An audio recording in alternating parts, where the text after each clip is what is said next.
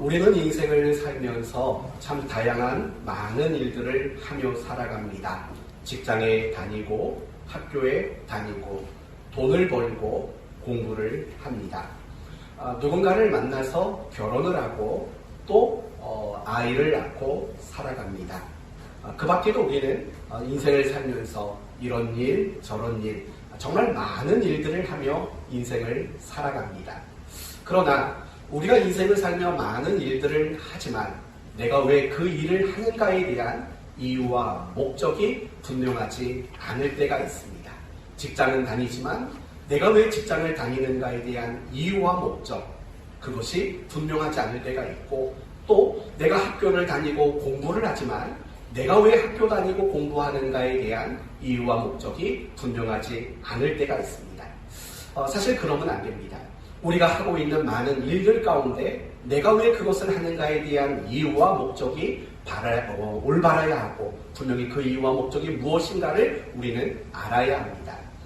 심지어 어떤 사람은 내가 왜 사는가, 내가 왜 사나 라는 그 이유와 목적 역시 모른 채 살아가는 분들도 적지 않습니다. 그런데 이것이 세상 사람들만의 이야기가 아니라 신앙생활을 하는 우리 모두의 이야기일 때도 있습니다.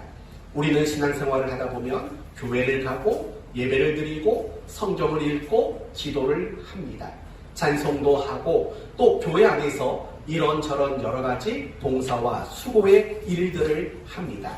그러면서도 우리는 내가 그 일을 왜 하고 있는가에 대한 이유를 모른 채 단지 어떤 습관처럼 그 일을 하는 경우도 적지 않다라는 겁니다.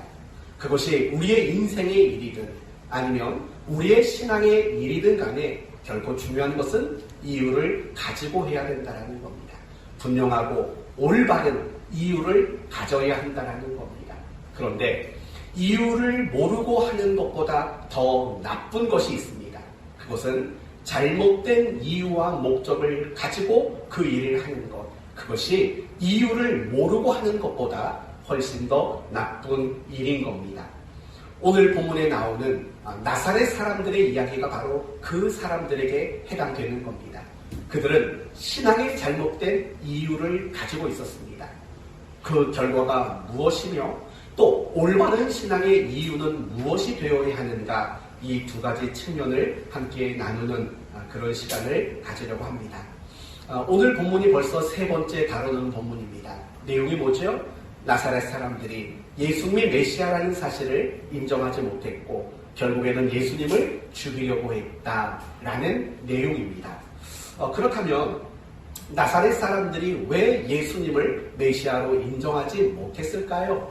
왜 예수님을 죽이려고 했을까요? 그 이유가 무엇인지 한번 생각해 봅시다. 이 점을 우리가 확인하기 위해서는 회당이 무엇인가를 먼저 생각해 볼 필요가 있습니다. 오늘 본문을 보시면 예수님이 나사렛의 한 회당을 찾아가셨고 그곳에서 이사야서 61장을 읽으셨고 그 내용이 무엇인가를 설교하는 장면입니다. 사실은 이 회당에 대한 이해가 오늘 본문을 이해하는데 굉장히 중요한 역할을 할 것이라고 생각이 듭니다. 그러면 과연 회당이란 무엇일까요?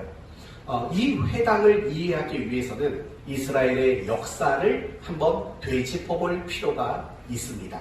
먼저 이스라엘은 애굽 땅에서 400년 동안 노예 생활을 했습니다.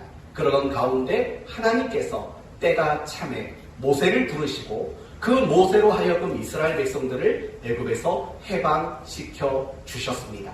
그리고 그들을 시내 산으로 인도하셨고 그 시내 산에서 이스라엘 백성들에게 하나님은 성막을 만들 것을 지시합니다.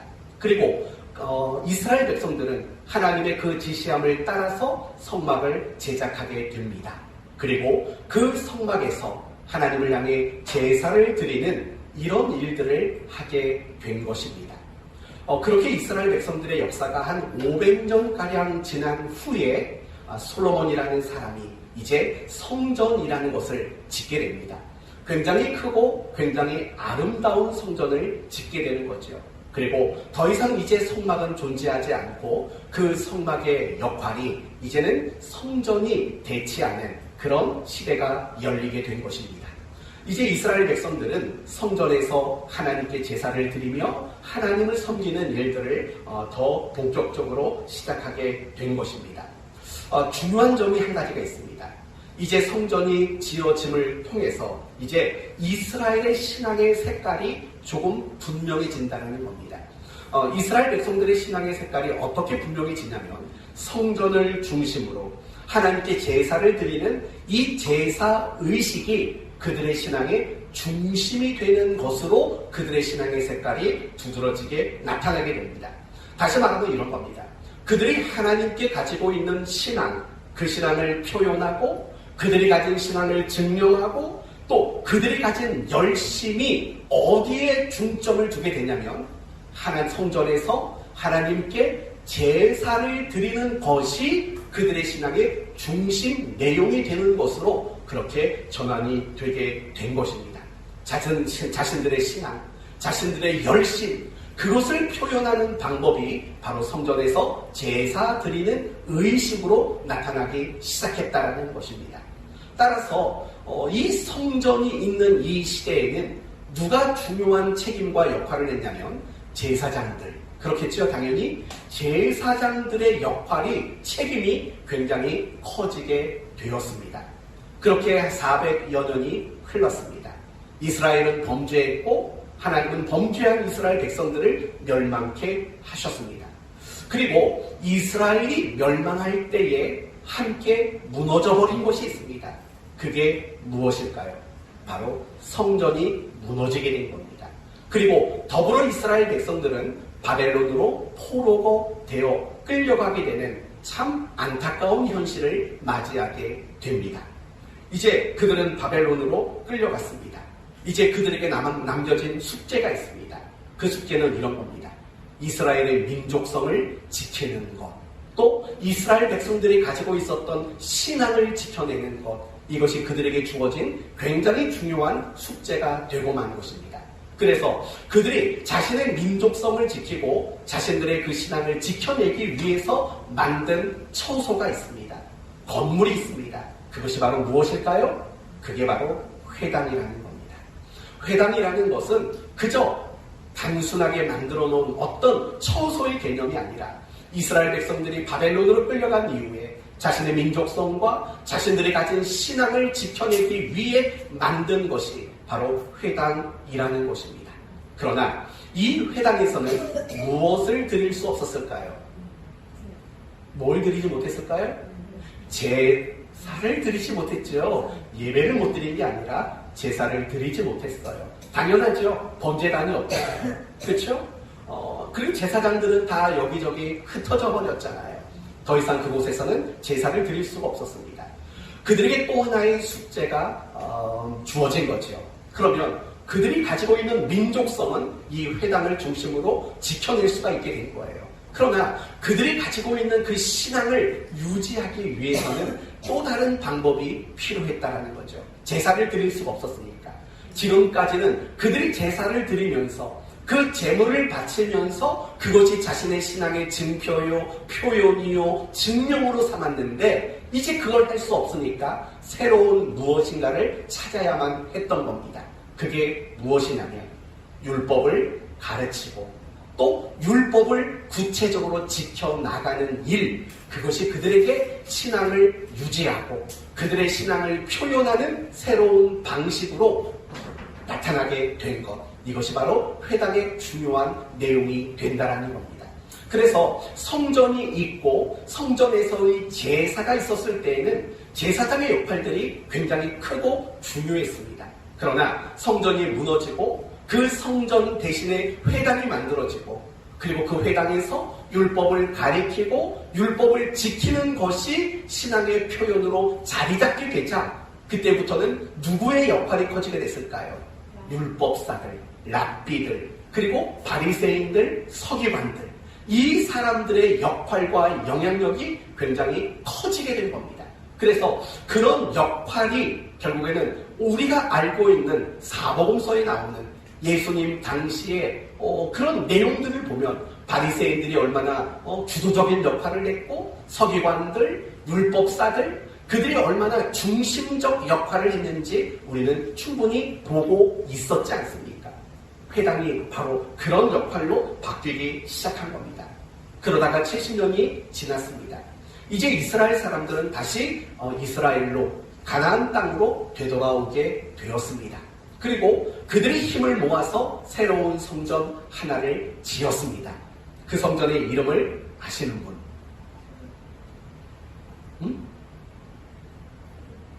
솔로몬 성전이 무너지고 포로에서 귀환한 이스라엘 백성들이 이제 새로운 성전을 건축했습니다. 그 성전의 이름은 뭘까요? 스룹 바벨 성전. 그 성전을 다시 지었습니다. 그런데 여기서 좀 이상한 현상이 하나 일어나기 시작합니다. 예전에 솔로몬 성전이 있었을 때는 제사를 드리는 것, 그것이 그들의 신앙의 표현과 증명이었잖아요. 그래서 그 성전이 무너진 이후에 회당에서는 율법을 연구하고 가르치는 것이 신앙의 표현이 되었다고요. 그들이 돌아왔어요. 그리고 성전을 지었어요. 그런데 그게 바뀌질 않아요. 성전을 지었음에도 불구하고 여전히 이스라엘 백성들이 신앙의 표현과 증명으로 삼았던 것은 율법을 가르치고 그것을 지키는 것으로 여전히 자리를 잡게 됩니다. 그래서 포로에서 귀환한 이후에 성전이 지어졌지만 그 이후로도 계속 여기저기에 회당이 더 많이 지어지게 된 것입니다. 그래서 신약 성경을 보면 어느 지역에 가든지 무엇이 항상 있었습니까? 회당이라는 것이 있었던 거예요. 사도행전을 읽다 보면 바울이 전도 여행을 할 때마다 가장 먼저 찾아간 곳이 어디였어요? 바로 회당이었다라는 거예요. 그만큼 회당이라는 것은 당시 성전과 비교될 정도로 굉장히 중요한 그런 기능과 의미와 역할을 가졌던 장소였다라는 거예요. 그런데 중요한 것은 무엇이냐면 반대로 생각해 본다면 이 회당이라는 것은 어떤 의미가 있냐면 이런 의미가 있는 거죠. 이스라엘 사람들에게는 큰 아픔과 상처를 상징하는 곳이 바로 이 회당인 겁니다. 이유는 뭘까요? 회당이 만들어진 이유는 이스라엘의 멸망과 성전의 파괴, 그것이 만들어낸 결과가 바로 회당이었기 때문입니다. 그래서 그 회당은 늘 아픔이 있는 장소고 상처가 떠오르는 그런 장소였던 거죠. 그리고 더 나아가서 회당이라는 곳은 어떤 곳이 되었냐면 이스라엘의 독립을 꿈꾸고 소망하는 장소가 바로 회당이 되고 말았다는 거예요. 됐습니다. 이제 여러분은 회당이 어떤 의미이고 어떤 것인가를 대략적으로 이해했을 겁니다. 간단히 말하면 이스라엘의 민족성과 신앙을 유지하기 위해 만든 장소. 그러나 반대로 말한다면 이스라엘의 아픔과 상처가 추억되고 이스라엘의 독립이 소망되어지는 장소. 그것이 바로 성경이 말하는 회당의 모습인 것입니다. 오늘 본문의 예수님은 바로 그런 의미를 가지고 있는 회당에 찾아가신 겁니다. 그리고 그곳에서 이사야서 61장을 읽으셨고 그 내용을 설교하신 겁니다. 그 설교의 내용은 무엇입니까? 하나님께서 메시아를 보내셔서 희년을 선포할 것이다. 다르게 말하면 하나님이 이스라엘에게 메시아를 보내셔서 자유와 해방을 주실 것이다. 그리고 그 메시아는 누구다? 바로 나 자신이다. 내가 바로 그 메시아로 온 자다. 예수님이 이렇게 설교한 겁니다. 그렇다면 여러분, 예수님이 이런 설교를 했을 때 시대적인 상황은 어떠했을까요? 놀랍게도 약 500년 전에 이스라엘이 바벨론의 포로가 되고 그들에게 통치를 받았던 것처럼 이 시대에도 여전히 로마에게 정복을 당했고 로마에게 식민 통치를 당하고 있는 그런 시대적 상황을 동일하게 가지고 있었던 상황이라는 겁니다. 그런 시대적인 상황 가운데 예수님이 바로 희년을 선포하기 위해서 자유와 해방을 선언하기 위해서 온 메시아라고 말했다라는 겁니다. 이 설교를 들은 나사렛 사람들의 반응은 어떠했을까요? 바로 22절에 그 내용이 나오죠. 그들의 모습이 나오죠. 22절. 그들이 다 그를 증언하고 그 입으로 나오는 바 은혜로운 말을 놀랍게 여기되 라고 말합니다. 당신이 바로 그 메시아입니까? 그들은 흥분하기 시작했다는 겁니다. 그러면서 그들 마음속에는 조금의 의심이 든 거죠. 왜냐하면 그들 눈에 예수님은 누구로 보였기 때문입니까? 요셉의 아들로 보였기 때문이죠. 그러나 그들은 그 예수가 메시아라는 희망을 저버리진 않은 겁니다. 비록 요셉의 아들이라는 눈에 보여지는 모습이 있지만 그래도 그가 메시아라는 것을 완전히 꺾어버리지는 못했습니다. 그래서 그들의 마음속에 내심 무엇을 요구했냐면 당신이 메시아라면 무엇을 보여달라는 겁니까? 기적을 보여주십시오. 당신이 메시아라면 정말 당신이 메시아라는 것을 입증할 만한 기적을 우리에게 보여주십시오 라고 요구했습니다. 그때 예수님은 나사렛 사람들의 요구를 거절하셨습니다. 그리고 그들을 불신앙을 가진 사람이라고 꾸중까지 하셨습니다. 그러면 여기서 이제 중요한 질문이 하나 나와야 합니다. 예수님은 왜 거절하셨을까요? 기적을 행해 주기를 바라는 그들의 요구를 거절한 이유가 뭘까요? 그리고 그들을 불신앙을 가진 사람이라고 책망하고 꾸중한 이유가 뭘까요? 과연 그 이유는 무엇일까요?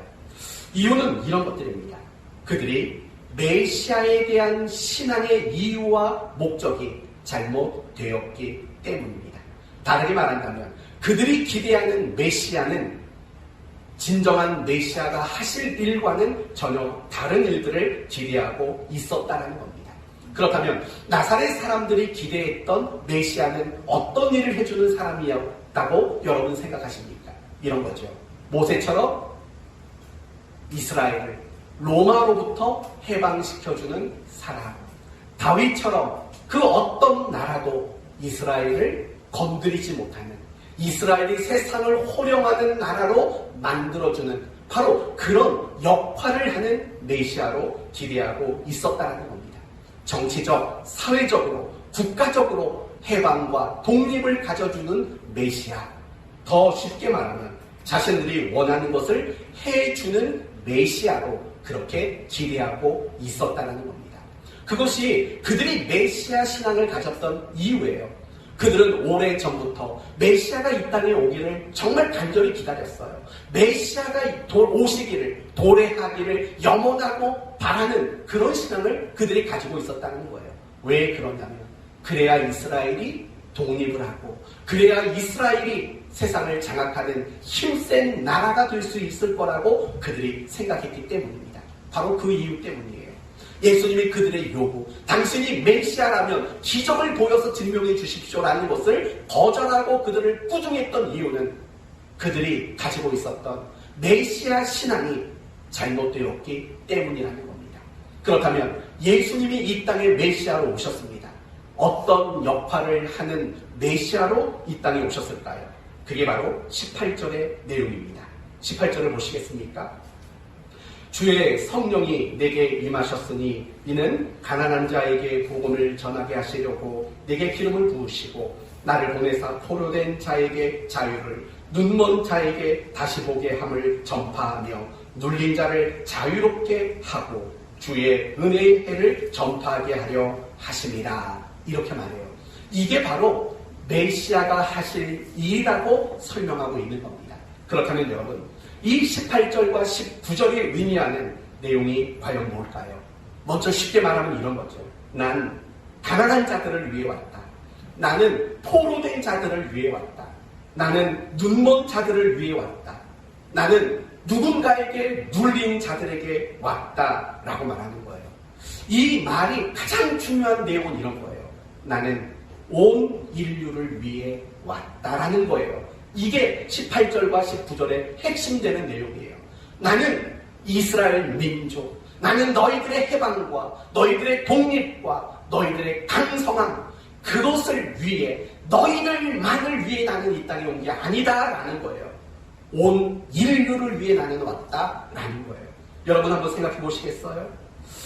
가난한 자, 포로된 자, 눈먼 자, 눌린 자, 억압당하는 자, 여러분 이들이 과연 이스라엘 사람들에게만 해당되는 내용입니까? 그렇지 않습니다. 모든 인류가 공통적으로 가지고 있는 가장 근본적인 문제들인 겁니다. 그러니까 여기서 언급되는 이런 자, 저런 자, 고런 자, 고시기자, 아무튼 그런 사람들이 언급되는 것은 요지는 결국 그거예요. 나는 이 땅의 모든 사람들을 위해 왔다. 이 땅의 모든 사람들을 그 모든 죄와 사망에서 해방시키기 위해 그들에게 신앙을 선포하기 위해서 나는 이 땅에 왔다. 예수님은 그렇게 자신의 메시아됨의 역할을 그렇게 설명하고 있는 거죠.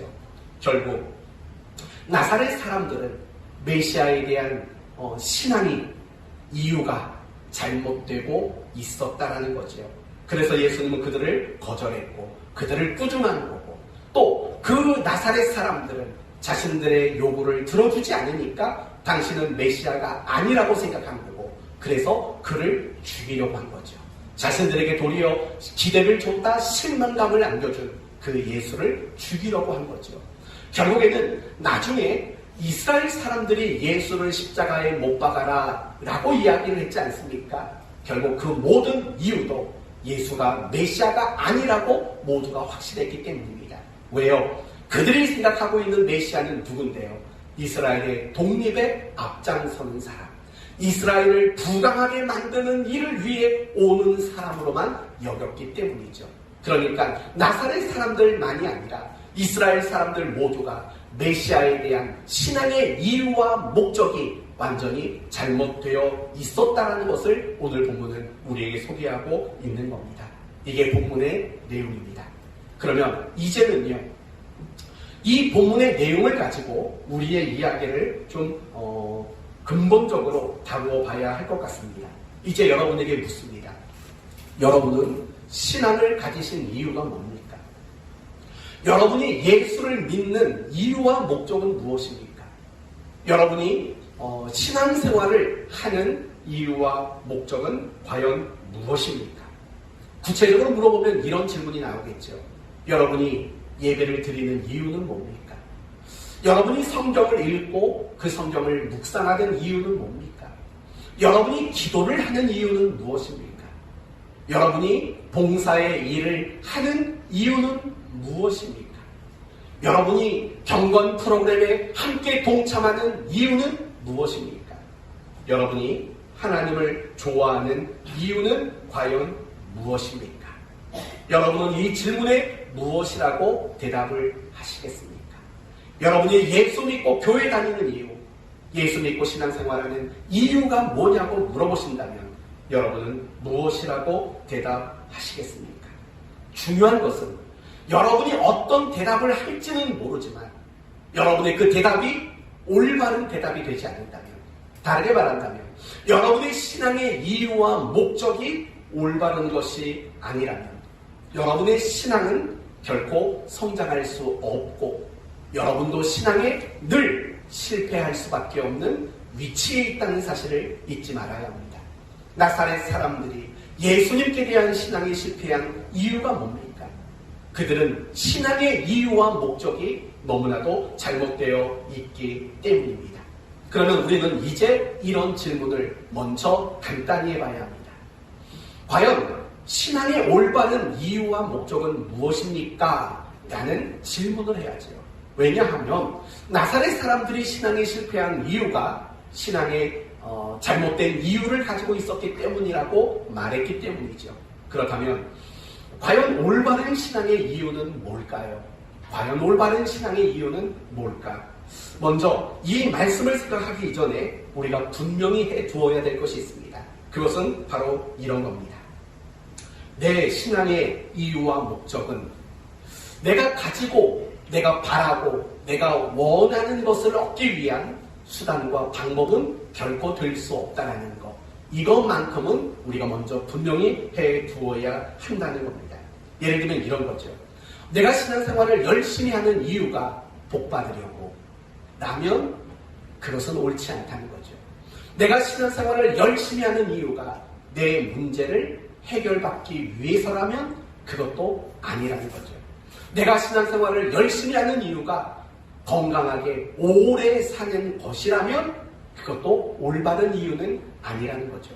내가 신앙생활을 열심히 하는 이유가 내가 좋은 대학 가고 좋은 직장을 얻기 위함이라면 그것도 아니라는 거죠. 내가 신앙생활을 열심히 하는 이유가 내 자식 잘 되라고 라는 이유라면 그것도 역시 올바른 이유는 아닙니다. 그런 이유를 가지고 신앙생활을 한다면 참다운 신앙 또는 올바른 신앙이라고 말할 수 없다는 겁니다. 좀 민망하고 여러분이 거북한 표현일지 모르지만 그런 이유로 신앙생활을 한다면 그건 신앙의 야밤이죠. 야밤이가 뭔지 아시죠? 골라 뭐 돈 놓고 돈 먹는 거 있잖아요. 그게 야밤이라고요. 또는 신앙의 투자지요. 투자. 여러분, 우리가 신앙을 가지고 우리가 신앙생활을 열심히 하는 이유와 목적이 내가 바라고 내가 원하는 것, 정말 그것이 이유이고 그것이 목적이라면 그건 투자일 뿐이에요. 투자요. 야바일 뿐이라고요.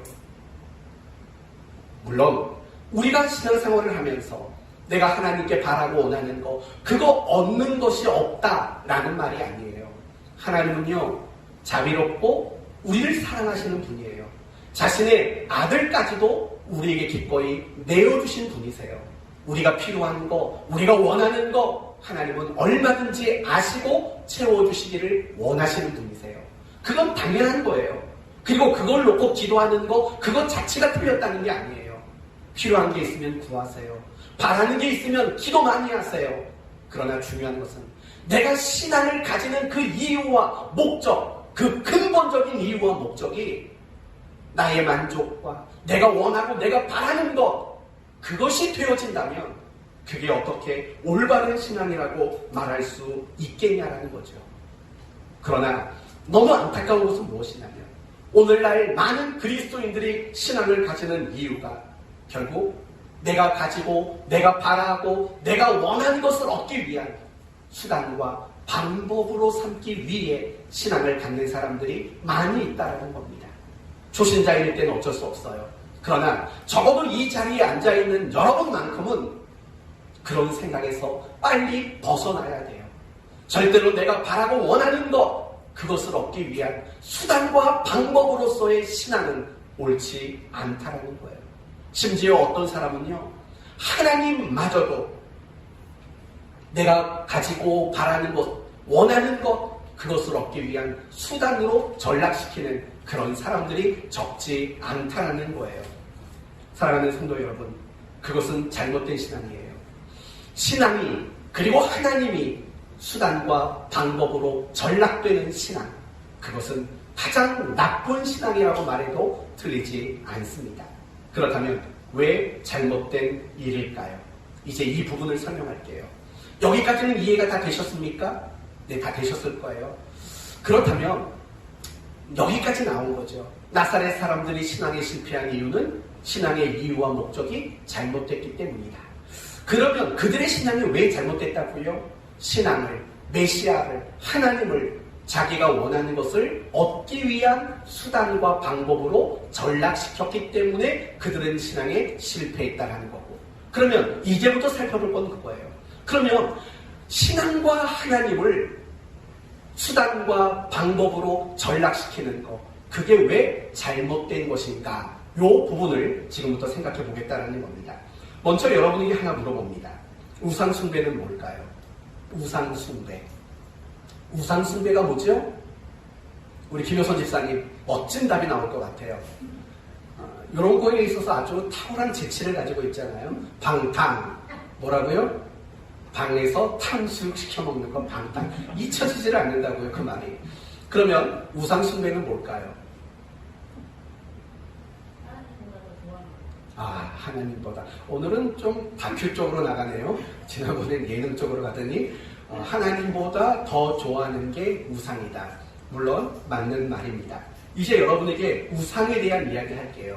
왜냐하면 신앙과 하나님을 내 목적을 위해 쓰는 것, 그게 수단으로 전락시키는 행위가 바로 우상숭배와 동일한 본질이기 때문에 그래요. 우상숭배는 결국 이런 거예요. 어떤 돌이나 나무나 어떤 재료를 가지고 어떤 형상을 만드는 거예요. 그리고 어떤 형상을 만들어 놓고 그 형상에다가 무엇을 부여하는 거냐면 특별한 능력. 더 정확히 말하면 나에게 없는 능력을 부여하는 것. 그리고 그 능력을 부여한 다음에 그 우상을 내가 극진히 대접하고 섬기는 행위. 그게 바로 우상 숭배예요. 그렇다면 생각해봐요. 그 우상은 누가 만들었을까요? 인간이 만들었죠. 우상 가운데 스스로 존재하는 건 없어요. 그렇죠? 모든 우상은 반드시 사람 손에 의해서 만들어진다는 거 여러분 아실 겁니다. 돌하루방, 장승 이런 것들은 자기가 스스로 짠 하고 나온 게 아니라고요. 모든 게 다 사람이 조각하고 사람이 만들어 세워놨던 것이지요. 그런데 웃기지 않아요? 인간이 자기가 만들어 놓고 그 우상 대상에게 정말 극진히 대접하고 섬긴다고요. 그 이유는 뭘 것 같아요? 능력이 필요하기 때문에 그래요. 나에게는 그 문제를 해결할 수 있는 능력이 없어요. 제가 가장 자주 예를 드는 돌하루방 얘기해 봅시다. 나에게는 애를 낳을, 그것도 아들을 낳을 능력과 실력이 없어요. 그러니까 그런 고민 끝에 그러면 그런 능력을 가진 신이 있으면 될 거 아니냐. 그래, 만들자. 돌멩이를 가지고 현무암을 가지고 코 큰 할아버지 하나 만들어 놓고 어떤 능력을 부여했냐면 그 코를 정성껏 만지면 아들을 낳는다더라 라는 능력을 부여해 놓은 거예요. 그러고 나서 이제 능력을 부여해 놨으니까 그 우상 앞에 가가지고 이제 극진히 바들바들 떨면서 그 코를 죄송합니다, 한 번만 만질게요. 그러면서 코를 비벼대는 거죠. 제주도에 가면 돌하루방 코가 다 맹들맹들하잖아요. 그렇게 하는 게 우상 숭배라는 거예요. 결국 우상 숭배는 뭐냐면요, 내가 바라고 내가 원하는 것, 사실은 그것을 위해 만들어진 대상이 결국은 우상이고 그것을 섬기는 것이, 그것을 인정하고 섬기는 것이 바로 숭배, 우상 숭배라는 겁니다. 결국 우상 숭배의 핵심이 뭐예요? 내가 바라고 내가 원하는 것을 얻고자 하는 것이 이유이고 목적인 신앙에서 만들어낸 결과물, 그게 우상 숭배인 거죠. 그렇다면 우리가 하나님을 내가 원하고 내가 바라는 것, 그것만 위해서 그 하나님을 믿고 섬긴다면 사실은 제주도의 돌하루방이나 하나님이나 사실은 하나도 다를 것이 없다라는 겁니다. 조금만 더 생각해 볼까요? 여러분, 애굽 땅에서 나온 이스라엘 백성들이 시내산에 도착했다고요. 그리고 거기에서 십계명을 받았어요. 한 가지 물어볼게요. 십계명 가운데 같은 주제가 반복되는 계명이 있어요. 같은 주제가 2번 반복되는 계명이 있어요. 그 계명이 몇 번째 계명일까요?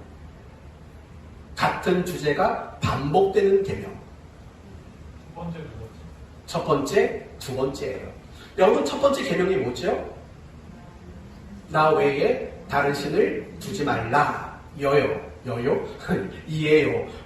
두 번째 계명은 뭐죠? 우상을 만들지 말며 섬기지 말라예요. 여러분, 이상하지 않아요? 왜 같은 주제의 계명을 두 가지를 두었을까요? 아니, 첫 번째 계명 하나면 되잖아요. 나 외에 다른 신을 두지 말아라. 사실 이것만 지켜지면 우상을 만들지 말고 우상 앞에 절하지 말라는 사실은 없어도 되는 거 아닐까요? 그렇잖아요. 나 외에 다른 신을 두지 말라. 이거 하나면 돼요. 그런데 굳이 우상을 만들지 말고 절하지 말아라 라는 계명을 덧붙이는 이유가 과연 뭘까요? 여러분, 십계명 잘 알고 많이 접했잖아요. 그런 궁금증 가져보신 적 없어요?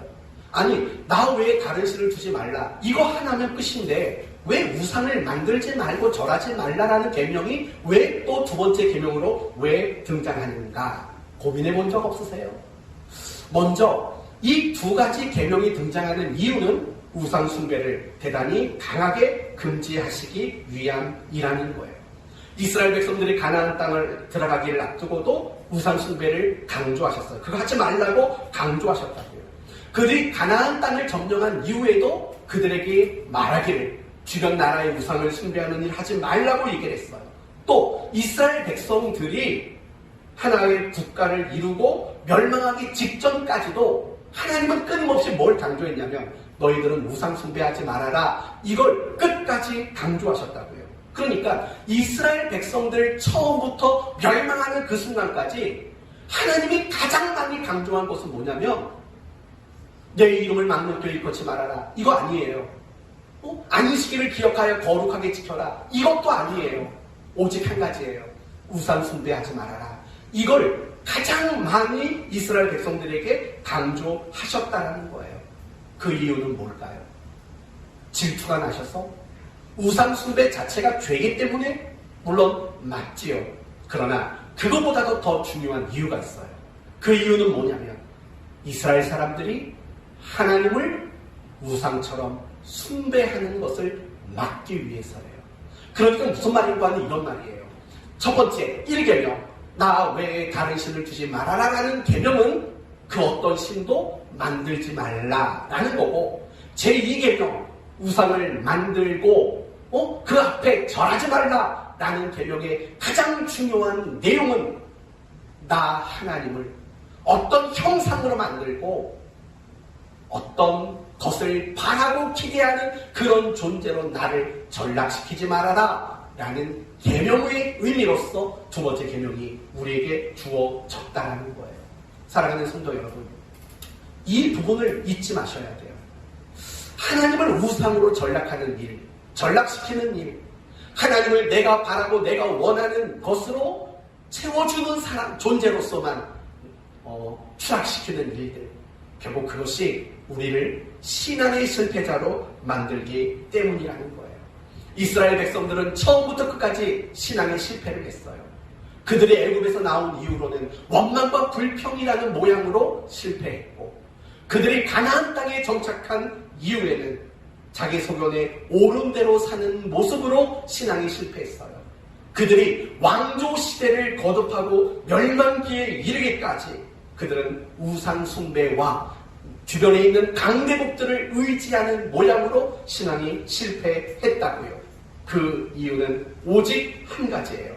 그것은 하나님을 인격의 대상, 사랑의 대상, 교제의 대상으로 삼지 않고 자신들이 바라고 원하는 것을 가져다주는 수단과 방법으로 추락시켰기 때문이라는 거예요. 모든 신앙의 실패는 바로 여기에 있어요. 신앙을 수단화하는 것. 하나님을 내가 바라고 원하는 것을 위해 얻기 위한 방법으로 삼는 것. 바로 이런 것이 이스라엘 백성들의 신앙의 결정적인 실패의 요인이었다라고 성경은 늘 말해요. 가장 정확하게 이것을 설명하는 구절이 있어요. 바로 신명기 8장 3절이에요. 신명기 8장 3절은 여러분이 잘 아시는 거예요. 사람이 떡으로만 살 것이 아니요 여호와의 입에서 나오는 모든 말씀으로 살 것이다 라는 내용이 신명기 8장 3절이라고요. 여러분, 이 8장 3절의 내용이 뭔지 아세요? 결국 이런 내용이에요. 출애굽 1세대들, 그들이 광야에서 신앙에 실패한 이유는 바로 이런 것이다. 하나님의 말씀에 귀를 기울이는 사랑과 교제의 신앙이 아니라 오로지 자기에게 필요한 떡만 달라고 하는 신앙, 그런 신앙을 가져서 너희는 실패했다. 이렇게 규정짓는 구절이 바로 신명기 8장 3절. 사람이 떡으로만 살 것이 아니요 여호와의 입에서 나오는 모든 말씀으로 살 것이다 라는 말씀의 가장 중요한 교훈이고 가르침이라는 거예요. 사랑하는 성도 여러분, 지금 한국 교회도 다양한 문제점을 가지고 있어요. 오늘날 한국 교회도 많은 실패를 만들어내고 있어요. 가장 대표적인 문제점이 있다면 세상을 닮아가는 세속화일 거예요. 세속화. 다시 말하면 세상이나 교회나 갈수록 별반 달라질 것이 없는, 갈수록 교회가 세상과 비슷해져가는 세속화가 교회의 가장 큰 문제점인 거죠. 교회 성도들이 역시 윤리와 도덕이 무너지고 교회가 힘과 권세를 가지려고 하죠. 자꾸 교회가 우리 힘 있어, 우리 권력 있어, 이것을 나타내 보이고 싶어하는 교회의 모습들이 많아지고 있다는 거죠. 갈수록 물량주의에 빠져요. 갈수록 교회가 부자가 되는데 여기에 혈안이 되어 있다고 해요. 또 더 나가서 과정보다 결과만 중요하게 생각하는 이런 식의 경향들이 한국 교회 안에 많이 일어나고 있어요. 이런 모든 것들은 결국 세속화예요. 교회가 세상을 닮아가는 이 세속화에 지금 빠져 있다라는 거예요. 그렇다면 여러분, 한국 교회가 갈수록 세속화되어져가는 이유가 뭘까요? 바로 그 이유는 기복신앙 때문에 그래요. 여러분, 기복신앙이라고 물어본다면 뭐라고 대답하겠어요? 이렇게 대답할걸요. 복이 목적인 신앙이요 라고 대답하실 겁니다. 물론 맞아요. 그러나 더 정확히 말한다면 기복신앙이란 무엇이냐면 신앙을, 그리고 하나님을 내가 바라고 원하는 것을 얻기 위한 수단으로 전락시키는 신앙이, 그게 바로 기복신앙이에요. 목사님, 저는요 한 번도 복 달라고 기도해 본 적 없어요. 그렇게 말하지 마세요. 여러분이 정말 신앙생활하는 이유가 여러분의 어떤 얻고자 하는 것, 바라고 기대하는 것, 그것이 이유라면 그게 기복신앙이라는 거예요. 또 기복신앙에 또 한 가지 의미가 있어요. 그것은 자기 만족, 자기 자랑, 자기 과시, 자기가 중심이 되는 신앙, 자기가 목적이 되고 자기 자신이 이유가 되는 신앙, 그것이 바로 기복신앙이라는 거예요. 이런 기복신앙이 한국 교회를 세속화되도록 만드는 가장 결정적인 원인이라는 거예요. 한국 교회가 실패하는 이유는 바로 이런 기복신앙, 하나님과 신앙을 수단화하는 바로 이런 모습이 우리 모두를 실패하게 만든다는 거예요. 우리도 마찬가지예요. 우리도 신앙생활을 하다 보면 다양한 실패를 하게 돼요. 사랑의 실패, 용서의 실패, 인내의 실패, 순종의 실패, 감사의 실패, 예배의 실패, 기도의 실패, 말씀에 대한 실패, 하나님을 사랑하는 일에 대한 실패, 그 밖에도 굉장히 많은 실패가 우리에게 있다고요. 그런 실패가 왜 우리에게 자주 찾아오는 줄 아세요? 이유는 동일해요. 여러분이 가진 신앙이, 여러분이 하나님을 향한 마음이 수단으로 전락했기 때문에 그래요. 신앙을 가진다, 신앙에 열심을 낸다, 내가 하나님을 믿는다, 결국 이 모든 것들이 다 내가 바라고 원하는 것, 그거 얻기 위한 것으로 이미 전락한 그런 모습으로 여러분이 신앙의 이유와 목적을 가지고 있기 때문이라는 거예요. 왜 자꾸 신앙이 흔들리는 줄 아세요? 왜 자꾸 신앙이 쉽게 넘어가고 무너지고 회복이 잘 안 되는 줄 아세요? 그건 여러분이 가지고 있는 신앙의 이유가 올바르지 않기 때문에 그래요. 여러분이 올바른 신앙의 이유와 목적을 가진다면 힘들 수 있어요. 괴로울 수 있어요. 눈물 흘릴 수 있어요. 그러나 흔들리고 넘어지진 않아요.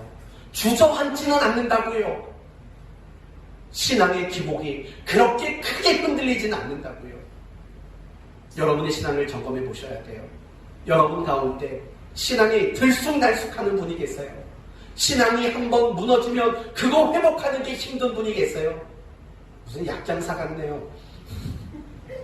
그러면 꼭 자기 자신을 점검하셔야 돼요.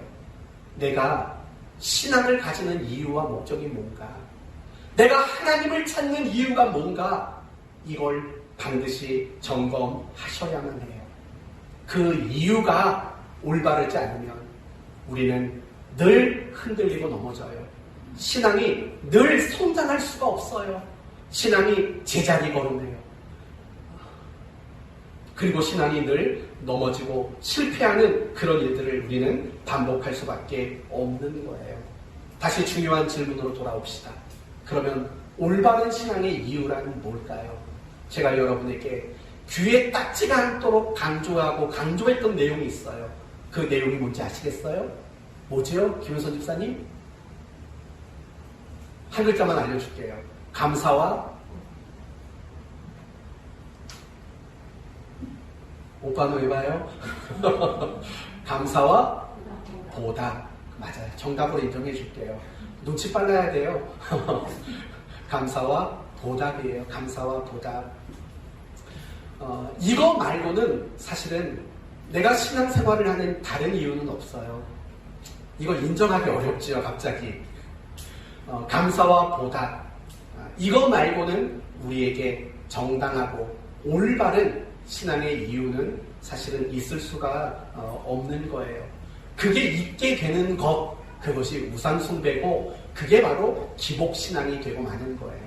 왜냐하면 이미 여러분에게 강조했듯이 우상숭배나 기복신앙, 이건 철저히 자기가 중심이 되는 거잖아요. 내가 바라고 내가 원하는 것이 목적인 것이잖아요. 그렇기 때문에 감사와 보답, 이거 말고는 내가 오늘 이 자리에 나와 앉아있는 다른 이유는 있을 수가 없어요. 아유, 목사님 얼굴 한번 보고 싶어서 왔지요. 이것도 이유가 될 수는 없어요. 그게 보고 싶으시면 저한테 페이스톡을 하세요. 아유, 교회 가서 헌금 내야지요. 그것도 이유가 될 수는 없는 거예요. 그것도 이유가 될 수는 없어요.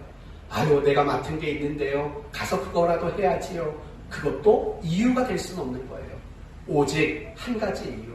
하나님이 내게 베풀어 주신 많은 자비와 사랑과 긍휼과 은혜와 모든 귀한 것들, 그것으로 인해서 내가 하나님께 너무 감사하고 그리고 내가 그걸 어떻게 하면 보답할까, 그것이 나의 신앙의 유일한 이유와 목적이 되어야 된다는 거예요. 누군가가 물에 빠졌어요. 누가 건져줬어요. 그 사람에게 이렇게 말하면 안 되죠. 내 보찜은 어딨나요? 내 보찜도 찾아내시오 라고 말하면 여러분 어떻게 하시겠어요? 저 같으면 다시 밀어버리겠어요. 아니, 너무 괘씸하잖아요. 아니, 죽을 생명 건져내줬는데 내 보찜이 어딨냐고, 그거 어딨는지 당장 찾아내라고, 당신 물어내라고, 이렇게 말하면 얼마나 괘씸해요. 그냥 밀어넣어야죠. 그리고 잘못할 때까지, 했다고 말할 때까지 지켜봤다 살려줘야죠. 그렇잖아요. 저는 아직 좀 덜 성숙해서 그래요. 근데 여러분, 입장 바꿔놓고 생각해봐요. 우리는 죄인이라고요. 영원한 사망의 자리에 있을 수밖에 없는 자리예요. 물에 빠진 자리예요. 우리는 그 물 속에서 아무리 허우적거려도 스스로 생명을 구원할 실력이 없는 자들이라고요. 예수님이 우리를 십자가라는 막대기로 건져내 주셨어요. 그런데 우리가 그분 앞에 이렇게 말하는 거죠. 오래 살게 해주시오. 부자가 되게 해주시오. 내 자식 잘 되게 해주시오. 이런 것만 요구한다면 그게 과연 정당한 요구가 될 수 있냐라는 거예요. 사실은 우리의 생명을 구원해 주시는 것, 우리를 영원한 죽음에서 건져내 주시는 것, 그거 하나만으로도 사실은 우리는 평생을 감사하며 그렇게 살아가는 게 마땅한 거 아닐까요? 그렇기 때문에 다른 이유는 없는 거예요. 내가 신앙생활하는 이유, 열심히 해서 복 받아야지요. 형통해야지요. 잘 돼야지요. 천대까지 복을 누려야지요. 여러분, 이런 것들을 바라고 기대한다면 물에 빠진 사람 건져냈더니 보찜 내놓으라는 사람과 하등 다를 게 없는 거예요.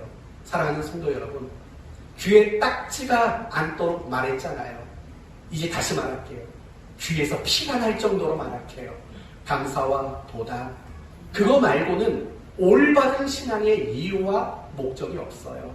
제가 다음 주부터 여러분에게 불시에 이런 질문을 할 거예요. 오늘 교회 왜 오셨어요? 근데 오늘 왜 사세요? 뭐 이런 거 있잖아요. 직장은 왜 다니세요? 공부는 왜 하세요? 묻는다면 감사와 보답이요 라고 대답을 한다면 여러분은 가장 훌륭한 신자라고 말할 수 있는 거예요. 그러면 어떻게 하면 감사와 보답의 삶을 살까요? 간단히 말하면 두 가지예요. 하나님을 사랑하고 이웃을 사랑하는 거예요. 하나님이 이스라엘 백성들에게 신의 산으로 이끄셨고 그들에게 십계명을 주셨어요. 율법을 주셨어요. 그 이유가 뭘까요? 안 지키면 벌 주고 지키면 복 주는 거, 그게 본질일까요? 그렇지 않아요. 하나님이 이스라엘 백성들에게 십계명과 율법을 주신 이유는 하나님을 사랑하라고 주신 거예요.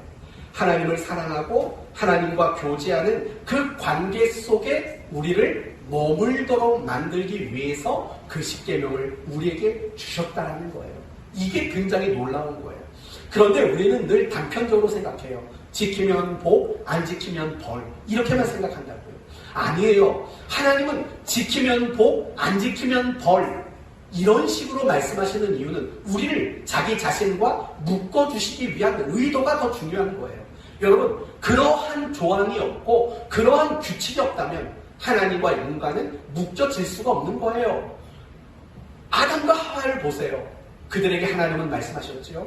선악을 알게 하는 나무의 실과는 먹지 말아라. 그렇게 말씀하신 이유는 그거 먹으면 죽이려고 만들 게 아니라고요. 하나님과 그 인간을 사랑의 관계 속에서 늘 만남과 교제의 관계 속에서 묶어주기 위한 거죠. 왜요? 그들이 선악을 알게 하는 나무의 열매를 볼 때마다 누구를 생각할 수밖에 없어요? 하나님을 생각하지요.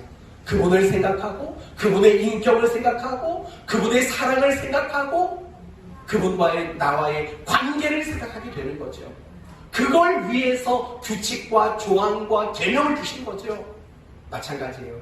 율법과 10계명을 주신 이유도 마찬가지예요. 하나님이 사랑으로 이스라엘 백성들을 묶어주시기 위해서 그것들을 주신 거죠. 결국 지키면 복이고 안 지키면 벌이다 라는 식의 1차원적인 모습으로 우리에게 주신 게 아니라는 거예요. 그렇기 때문에 우리가 감사와 보답이라는 가장 실질적인 첫 번째 모습은 결국 하나님을 사랑하는 거예요. 그분을 사랑의 대상으로 봐야 돼요. 그분을 나의 삶의 매일매일 교제의 대상으로 삼아야 돼요.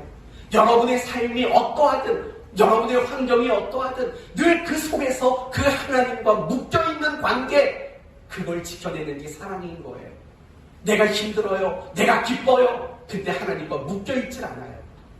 내가 힘들면 세상에 나가고 내가 기뻐도 세상에 나가요. 그냥 교회는 와서 예배만 드려요. 이렇게 묶여있지 않는 관계는 하나님을 사랑하는 관계가 아니라고요.